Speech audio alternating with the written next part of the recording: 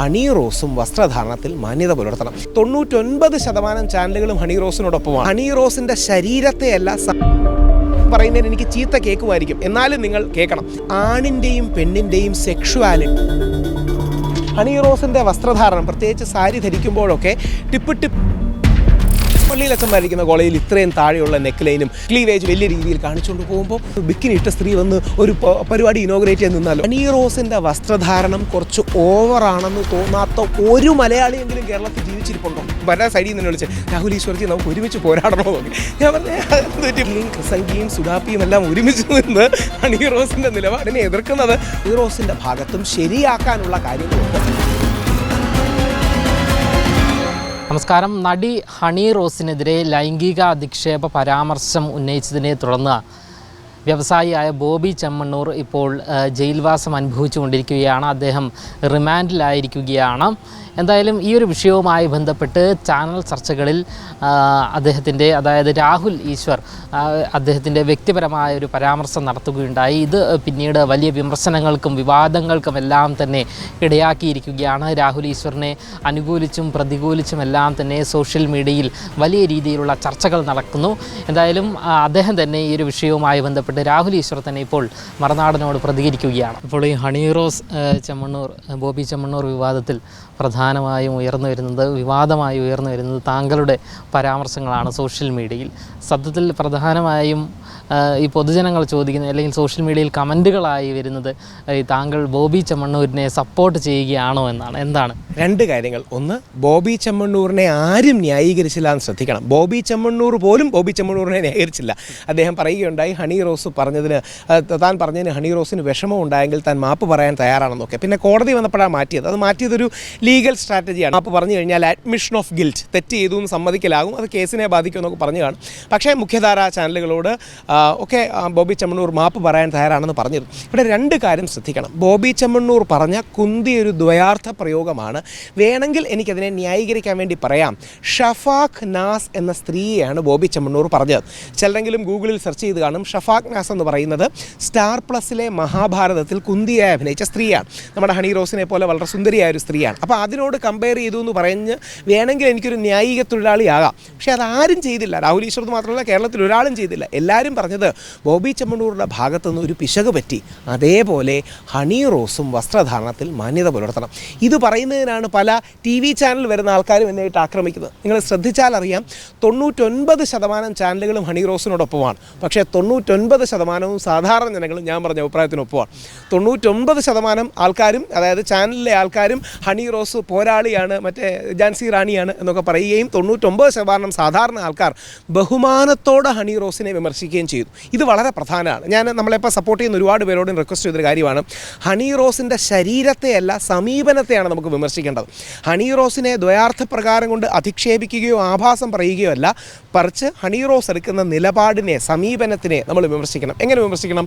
1 minute തമാശ പറഞ്ഞ ബോബി ചെമ്മണ്ണൂറിനെ 1 വർഷം ജയിലിലിടണം എന്ന് ഹണി റോസിന് പോലും ഉള്ളിലുണ്ടെന്ന് എനിക്ക് തോന്നുന്നില്ല.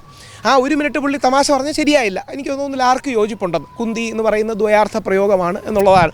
അപ്പം വേണമെങ്കിൽ നമ്മുടെ ലാലേട്ടൻ മോൺസ്റ്റർ സിനിമയിൽ ഇത് തന്നെ പറയുന്നുണ്ട്. ഇതിനെക്കാട്ടി ഒരു ഗ്രേഡ് കൂട്ടി പറയുന്നുണ്ട്, എനിക്ക് പറയാൻ പറ്റില്ല, കൂട്ടി പറയുന്നുണ്ട്. അല്ലെങ്കിൽ നമ്മുടെ ജയസൂര്യ ചേട്ടൻ, അല്ല ശ്രീ ജയസൂര്യ ട്രിവാൻഡ്രം ലോഡ്ജിൽ ഇതേ ഡയലോഗ് പറയുന്നുണ്ട്. ഇതിനേക്കാൾ കുറേ കൂടെ എക്സ്പ്ലിസിറ്റായിട്ട് പറയുന്നുണ്ട്. ഇതൊക്കെ സമൂഹത്തിൽ ദ്വയാർത്ഥ പ്രയോഗങ്ങൾ ഉണ്ടാക്കുന്ന കാര്യങ്ങളാണ്. ഇതൊന്നും ശരിയല്ല എന്ന് നമ്മൾ തിരിച്ചറിയണം. ഹണി റോസ് എനിക്കെതിരെ പറഞ്ഞ വിമർശനങ്ങളെ ബഹുമാനത്തോടെ കാണുന്നു. ഹണി റോസിനോട് ഒരൊറ്റ മറുപടി മാത്രം. നമ്മുടെ അമ്പലങ്ങളിലും പള്ളികളിലും ഓൾറെഡി ഡ്രസ് കോഡുണ്ട്. വിശുദ്ധമായ വത്തിക്കാനിൽ പോകാൻ എനിക്ക് അവസരം ലഭിച്ചിട്ടുണ്ട്. വത്തിക്കാനിലും ഡ്രസ് കോഡുണ്ട്. എന്തുകൊണ്ടാണ്? മാന്യത, മര്യാദ, സഭ്യത വേണം. ഇനി രണ്ട്, ഹണി റോസിനെ മോശമായി പറയുകയല്ല. ഹണി റോസ് സൗത്ത് ഇന്ത്യ മുഴുവൻ അറിയപ്പെടുന്ന നടിയാണ്. മറ്റേ തെലുങ്കിൽ നന്ദമൂരി ബാലകൃഷ്ണയുടെ ഒക്കെ നായികയായിട്ടൊക്കെ അഭിനയിച്ചതാണ്. തെലുങ്കിൻ്റെ സൂപ്പർ സ്റ്റാറാണ് അദ്ദേഹം. അവരുടെയൊക്കെ നായികയായിട്ട് അഭിനയിച്ചതാണ്. അപ്പം ഹണി റോസ് ഒരുപാട് പേർക്ക് മാതൃകയാണ്. നമ്മുടെ ആധുനിക ഭാഷയിൽ പറഞ്ഞ ഇൻഫ്ലുവൻസറാണ്. അപ്പോൾ ഹണി റോസ് നമ്മുടെ യുവതികൾക്ക്, യുവാക്കൾക്ക് പോസിറ്റീവായൊരു മെസ്സേജ് കൊടുക്കണം. ഇനി ഒരു 30 സെക്കൻഡ്, എൻ്റെ 30 സെക്കൻഡ് വളരെ പ്രസക്തമാണ്. 30 സെക്കൻഡ് എടുത്ത് ഒരു കാര്യം കൂടെ പറയാം. ഈ പോയിന്റ് പറയുന്നതിന് എനിക്ക് ചീത്ത കേൾക്കുമായിരിക്കും, എന്നാലും നിങ്ങൾ കേൾക്കണം. അതായത് ആണിൻ്റെയും പെണ്ണിൻ്റെയും സെക്ഷുവാലിറ്റി വ്യത്യാസമാണ്. വ്യത്യസ്തമാണ്. ആണിൻ്റെ സെക്ഷുവാലിറ്റി വിഷ്വലാണ്, പെണ്ണിൻ്റെ സെക്ഷുവാലിറ്റി മെൻ്റലാണ്. ആണിൻ്റെ സെക്ഷുവാലിറ്റി പ്രധാനമായും കണ്ണിലാണ്, പെണ്ണിൻ്റെ സെക്ഷുവാലിറ്റി പ്രധാനമായും മനസ്സിലോ ബ്രെയിനിലോ ആണ്. ഇതിനെക്കുറിച്ച് ഒരുപാട് പഠനങ്ങൾ നടത്തുന്നുണ്ട്. രാഹുൽ ഈശ്വർ പറഞ്ഞ് വിശ്വസിക്കേണ്ട. നിങ്ങൾ ChatGPT പോണ വഴിക്ക് ഇപ്പോൾ ഫ്രീ ആണല്ലോ, ChatGPT 4 4Oയിലോ ഗൂഗിളിലോ പോയി difference between male female sexuality എന്ന് കൊടുത്താൽ നിങ്ങൾക്കിതറിയാം. ഇത് എല്ലാവർക്കും അറിയാവുന്ന കാര്യമാണ്. ഇത് ആരും തുറന്നു പറയുന്നില്ല എന്നുള്ളതാണ്. ഇപ്പോൾ സണ്ണി ലിയോൺ കൊച്ചി വന്നപ്പോൾ ഓടിക്കൂടിയത് സണ്ണി ലിയോൺ സുകുമാർ അഴീക്കോടായിട്ടല്ലല്ലോ. സണ്ണി ലിയോൻ്റെ പ്രസംഗം എന്ന് കേൾക്കാം, സണ്ണി ലിയോൺ നമ്മളെ ബോധവൽക്കരിക്കുമെന്ന് വിചാരിച്ചല്ലോ. അപ്പം ഇവിടെ പറയുന്നത് ഹണി റോസ് നല്ല ഭയങ്കര സുന്ദരിയായ സ്ത്രീയാണ്, ഇന്ത്യയിൽ തന്നെ അറിയപ്പെടുന്ന നടിയാണ്. പക്ഷേ ഹണി റോസിൻ്റെ വസ്ത്രധാരണം, പ്രത്യേകിച്ച് സാരി ധരിക്കുമ്പോഴൊക്കെ ടിപ്പ് ബെർസാ പാനിയിൽ രവീണ ടണ്ടൻ ധരിക്കുന്ന സാരി പോലെ ആകുമ്പോൾ പൊതുസമൂഹത്തിലേക്ക് പോകുമ്പോൾ എതിർപ്പ്. ഇനി ഹണി റോസിനെ മാത്രം വരുന്നത് അമല പോൾ, ഇതേപോലെ സൗത്ത് ഇന്ത്യ അറിയപ്പെടുന്ന നടിയാണ്. അമല പോൾ നമ്മുടെ ആസിഫ് അലിയോടൊപ്പം കോളേജിൽ പോയി. ഒരു ക്രിസ്ത്യൻ കോളേജാണ്, പള്ളിയിലച്ചന്മാരൊക്കെ ഇരിക്കുന്ന കോളേജാണ്. അപ്പോൾ പള്ളിയിലച്ചന്മാരിരിക്കുന്ന കോളേജിൽ ഇത്രയും താഴെയുള്ള നെക്ക് ലൈനും ക്ലീവേജ് വലിയ രീതിയിൽ കാണിച്ചുകൊണ്ട് പോകുമ്പോൾ സ്വാഭാവികമല്ലേ. ഇപ്പം നമ്മുടെ സ്കൂളിലും കോളേജിലും ഒക്കെ വരുമ്പോൾ ആൾക്കാർക്കതൊരു നെറ്റി ചുളിയുകയും ഒക്കെ അതൊരു സത്യമല്ല. ഇത് ഈ കണ്ണടച്ചിരുട്ടാക്കിയാൽ എനിക്കതുകൊണ്ടാണ് സ്നേഹത്തോടെ ഞാൻ പലപ്പോഴും പറയാറുണ്ട്. ഡോക്ടർ അരുൺകുമാറിനോടോ അഭിലാഷിനോടോ അഷ്മിയോടോ പറയുന്നുണ്ട്, അവർ കണ്ണടച്ചാൽ അവർക്കേ ഇരുട്ടാവും, പക്ഷേ ലോകത്തിലെല്ലാവർക്കും ഇരുട്ടാവില്ലല്ലോ. അതാണ് രാഹുൽ ഈശ്വറിന് അനുകൂലമായി സാമൂഹ്യ മാധ്യമങ്ങളിൽ വലിയ രീതി വരുന്നത്. ഓർക്കുക, ഒരിക്കലും ബോച്ചെ പറഞ്ഞതിനെ ന്യായീകരിക്കുന്നില്ല, ന്യായീകരിക്കരുത്. പക്ഷേ ബോച്ചയുടെ ഭാഗത്ത് പിശകുള്ളതുപോലെ ഹണി റോസിൻ്റെ ഭാഗത്തും ശരിയാക്കാനുള്ള കാര്യങ്ങളുണ്ട്. അത് ഹണി റോസ് തിരിച്ചറിയണമെന്ന് വളരെ താഴ്മയായി അഭ്യർത്ഥിക്കുന്നു. അതേസമയം വസ്ത്രധാരണത്തിനുള്ള ഇഷ്ടമുള്ള വസ്ത്രം ധരിക്കാനുള്ള സ്വാതന്ത്ര്യമുണ്ട് എന്നുള്ള ചോദ്യവും ഉയർന്നു വരും. അല്ല, ഇല്ലെന്ന് ആരും പറയുന്നില്ല. പക്ഷേ അതിന് സഭ്യതയും മാന്യതയുടെ അതിരുമ്പില്ലേ. ഇപ്പം ഞാൻ പറയുകയല്ല കേട്ടോ, ഞാൻ ന്യായീകരിക്കാൻ പറയാണ്. ബോച്ചയ്ക്ക് സംസാര സ്വാതന്ത്ര്യമില്ലേ? ബോച്ചയ്ക്ക് സംസാരിക്കാൻ പറ്റില്ലേ? ബോച്ച സംസാരിക്കുന്നതിന് മുമ്പ് നിങ്ങളോട് ചോദിച്ചിട്ട് വേണോ സംസാരിക്കാൻ? അതൊക്കെ ചുമ്മാ പറയുന്നതാണ്. നമ്മുടെ ആർട്ടിക്കിൾ 19 ആവിഷ്കാര സ്വാതന്ത്ര്യവും വസ്ത്ര സ്വാതന്ത്ര്യവും സംസാര സ്വാതന്ത്ര്യവും സംരക്ഷിക്കുന്നത്. ആർട്ടിക്കിൾ 19 റെസ്ട്രിക്ഷനായി വരുന്നത് ഡീസൻസി ആൻഡ് മൊറാലിറ്റിയാണ്. ഇത് രാഹുൽ ഈശ്വർ അല്ല, ഇന്ത്യൻ ഭരണഘടനയിൽ എഴുതി വെച്ചിരിക്കുന്ന കാര്യങ്ങളാണ്. ഡീസൻസി എന്ന് പറഞ്ഞാൽ എന്താ? മര്യാദ, മാന്യത, സഭ്യത. ഇതില്ലെന്ന് പറഞ്ഞിട്ട് കാര്യമുണ്ടോ? നമ്മൾ കണ്ണടച്ചിരുട്ടാകുമോ? കാലാന്തരത്തിൽ ഈ ഡീസൻസിയുടെ നിർവചനങ്ങൾ മാറി മാറി വരാം. ഇനി ആര് നിർവചിക്കുമെന്നൊരു ചോദ്യമുണ്ട്. ഈ ഡീസൻസി ആരാണ് നിർവചിക്കുന്നത്? ഡീസൻസി നിർവചിക്കുന്നത് നിങ്ങളും മറുനാടൻ മലയാളിയും രാഹുൽ ഈശ്വറും നമ്മളും എല്ലാം കൂടെയാണ്. നമ്മളെല്ലാം കൂടെ ചർച്ച ചെയ്തൊരു പൊതുപരിധികൾ ഇതിന് വെക്കുന്നുണ്ട്. ഇന്നലെ ഒരു പ്രമുഖ ചാനലിൽ ഒരാൾ എന്നോട് ചോദിച്ചു, നിങ്ങൾ കോവളത്ത് പോയിട്ടില്ലേ? കോവളത്ത് ബിക്കിനി ഇടുന്ന സ്ത്രീകളെ കണ്ടിട്ടില്ലേ? നാളെ ഒന്ന് ബിക്കിനി ഇട്ട സ്ത്രീ വന്ന് ഒരു പരിപാടി ഇനോഗ്രേറ്റ് ചെയ്ത് നിന്നാലോ? വളരെ സിമ്പിളായൊരു ചോദ്യം. കോവളത്ത് ബിക്കിനി ഇടുന്ന ഒരുപാട് പേരെ നമുക്ക് കാണുന്നുണ്ട്. നാളെ ഒരു പരിപാടിക്ക് ഞാൻ ബിക്കിനി ഇട്ടാണ് വരാൻ പോകുന്നത്. അമ്പലത്തിൻ്റെ ചില ചുവർ ചിത്രങ്ങളിൽ വളരെ സൗന്ദര്യമുള്ള സ്ത്രീകളുണ്ട്. ഞാൻ ബിക്കിനി മിനി സ്കേർട്ട് വിട്ട് അമ്പലത്തിൽ വരൂ എന്ന് പറഞ്ഞാലോ?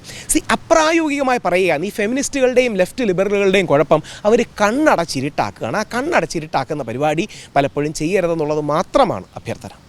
ഈ ഹണി റോസ് ഒരു പരാമർശം നടത്തിയിരുന്നു, താങ്കളൊരു പൂജാരിയാകാതിരുന്നത് നന്നായി. അതിനോട് എങ്ങനെ? ഹണി റോസിനോട് അതാ പറഞ്ഞത്. ഞാനത് ഭംഗിക്ക് പറയുകയല്ല. ഹണി റോസിൻ്റെ ആദ്യ സിനിമയിൽ ഹണി റോസിൻ്റെ വില്ലനായിട്ട് അഭിനയിച്ച ആൾക്കാരിലുള്ള എൻ്റെ ഏറ്റവും അടുത്ത സുഹൃത്താണ് നാഷ് ഖാൻ എന്നാണ് പേര്. അന്ന് മുതലേ ഹണിയെക്കുറിച്ചും വീട്ടുകാരെക്കുറിച്ചും നല്ല കാര്യങ്ങളാണ് കേട്ടിട്ടുള്ളത്. ഹണിയെക്കുറിച്ച് ഏറ്റവും പോസിറ്റീവായ കാര്യങ്ങളാണ്. നാഷ് ഈ വിഷയത്തിൽ തന്നെ എന്നെ വിളിച്ചു പറഞ്ഞു, നിനക്ക് എങ്ങനെ ഹണി റോസിനെതിരെ പറയാമെന്ന് നോക്കി. നാഷിനൊക്കെ എപ്പോഴും വലിയ ഇഷ്ടവും കാര്യമാണ് ഹണിയെ. ഹണിയെ ബഹുമാനവും ഇഷ്ടവുമാണ്. ഹണി പറഞ്ഞ വിമർശനത്തെ ഹണിയുടെ മനസ്സിലെ ദേഷ്യം കൊണ്ട് പറഞ്ഞതായിരിക്കാം, അതിനെ ബഹുമാനത്തോടെ സൂചിക്കുന്നു. ഹണി എന്നെക്കുറിച്ച് പറഞ്ഞ നല്ല വാക്കുകളുടെ നിയന്ത്രണം കാര്യങ്ങൾക്ക് എന്താ പറയുക, ആദരവും സ്നേഹവും അർപ്പിക്കുന്നു. എനിക്ക് ഹണിയെ കണ്ടാൽ നിയന്ത്രണം പോകും എന്ന അർത്ഥത്തിലല്ല. പകരം സമൂഹത്തിൽ അച്ഛനമ്മമാർ, കുട്ടികൾ, വളർന്നു വരുന്ന പെൺകുട്ടികൾ അടക്കമുള്ള ഒരുപാട് പേരിരിക്കുന്ന വേദിയിൽ, പൊതുവേദിയിൽ വരുമ്പോൾ വൾഗർന്ന വാക്ക് ഞാൻ ഉപയോഗിക്കുന്നത്, പൊതുവേദിയിൽ വരുമ്പോൾ ചില മാന്യതകളും മര്യാദകളും നമ്മൾ ഉപയോഗിക്കുന്നത് നല്ലതാണ്. ഹണി റോസിൻ്റെ തന്നെ ഇനോഗ്രേഷൻ്റെ ചിത്രങ്ങൾ ഇൻസ്റ്റാഗ്രാമിൽ അടക്കം ഇടുമ്പോൾ ഏത് ആംഗിളിലാണ് വരുന്നതെന്ന് നമുക്കറിയാമല്ലോ. അപ്പോൾ അല്ലെന്ന് ആർക്കെങ്കിലും അഭിപ്രായമുണ്ടോ? അതാണ് ഈ ചോദ്യം നിങ്ങളോട് ചോദിക്കണം, ഉത്തരം പറയണ്ട. ഹണി റോസിൻ്റെ വസ്ത്രധാരണം കുറച്ച് ഓവറാണെന്ന് തോന്നാത്ത ഒരു മലയാളിയെങ്കിലും കേരളത്തിൽ ജീവിച്ചിരിപ്പുണ്ടോ? ഒന്നെങ്കിൽ അന്ധനായിരിക്കും, അല്ലെങ്കിൽ കപട പുരോഗമനവാദിയായിരിക്കും. കപട പുരോഗമനവാദിയാണെങ്കിൽ പറയാം, അതെന്താ ഹണി റോസിൻ്റെ വസ്ത്രത്തിന്? ഞാൻ ഇന്നലെ ഒരാൾ പറയുന്നുണ്ട്, ഹണി റോസിൻ്റെ വസ്ത്രം വളരെ നല്ലതല്ലേ, സാരി ഉടുത്തുകൊണ്ട് വരികയല്ലേ. അങ്ങനെയുള്ളവരെ ദൈവം രക്ഷിക്കട്ടെ. ഇതിനേക്കാൾ വലിയ തെറ്റ് ചെയ്ത രാഷ്ട്രീയ നേതാക്കളും മറ്റു പ്രമുഖരും എല്ലാം തന്നെ ഈ പൊതുസമൂഹത്തിൽ വിലസി നടക്കുന്നു. അപ്പോൾ ബോബി ചെമ്മണ്ണൂരിനെ മാത്രം ഇത്ര ക്രൂശിക്കേണ്ടതുണ്ടോ എന്നുള്ളത് അത് നമുക്ക് മാധ്യമങ്ങളുടെ മുമ്പിൽ പറയാം. പക്ഷേ കോടതിയിൽ അങ്ങനെ ഒരു വാദഗതി പറയാൻ കഴിയില്ല. കാര്യം കോടതി അതൊരു പ്രശ്നമാണ്. നമുക്ക് വേണമെങ്കിൽ മാധ്യമങ്ങളിൽ പറയാം, നമ്മുടെ MM മണി സാർ അങ്ങനെ പറഞ്ഞില്ല, ഇങ്ങനെ പറഞ്ഞില്ലേ എന്നൊക്കെ വേണമെങ്കിൽ പറയാം. പക്ഷേ കോടതി പറയും ഓരോ കേസും ആ കേസിൻ്റെ മെറിറ്റിലാണ് നോക്കുന്നത്. എനിക്ക് തോന്നുന്നു രാമപിള്ള സാർ അടക്കം മറ്റൊരു ലീഗൽ സ്ട്രാറ്റജി ആയിരിക്കും എടുക്കുന്നത്. പക്ഷേ കോടതിയിൽ രൂപ നമുക്ക് ഇത്തരം സത്യസന്ധമായി പറയണം. പിന്നെ എനിക്ക് ഒരു കാര്യത്തിൽ ഹണി റോസിനോട് ഒരു സ്നേഹവും നന്ദിയുള്ളത്, മലയാളി സമൂഹത്തെ അടുത്ത കാലത്ത് ഇത്രയധികം യോജിപ്പിച്ച മറ്റൊരു വ്യക്തിയെ കാണില്ല.